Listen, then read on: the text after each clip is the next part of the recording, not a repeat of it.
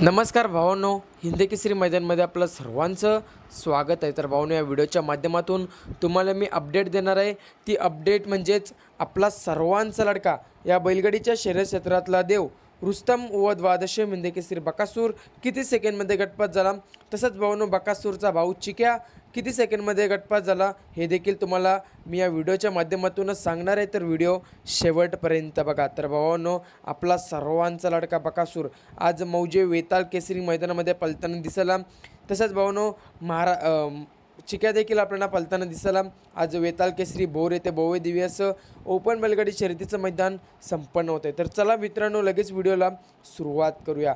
प्रथम तर सांगतो, कारुंडे एक्सप्रेस चिक्या अजय शेर जगताप कारुंडे यांचा चिक्या किती सेकंडमध्ये गटपात झाला. तर भावांनो, चिक्या गट क्रमांक 2मध्ये पळाला आणि आज चिक्याचा पहिरा होता तो म्हणजे बागड. भावांनो, नवीन चेहरा होता बागड आणि चिक्या गट क्रमांक 2मध्ये पळून गटपात झाले. तर भावांनो, किती सेकंडमध्ये गटपात झाले, तर 23 सेकंडमध्ये चिक्या आणि बागड गटपात झाले. 23 सेकंडमध्ये चिक्या आणि बागड गटपात झाले.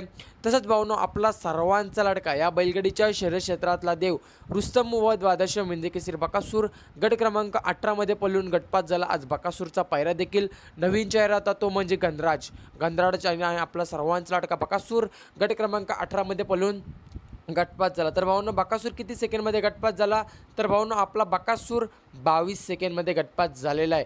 तर भावांनो, बकासूर 22 सेकंडमध्ये गटपात झालेला आहे. तर यावरूनच समजते आपल्या बकासूरला चांगला स्पीड लागला या गाडीला.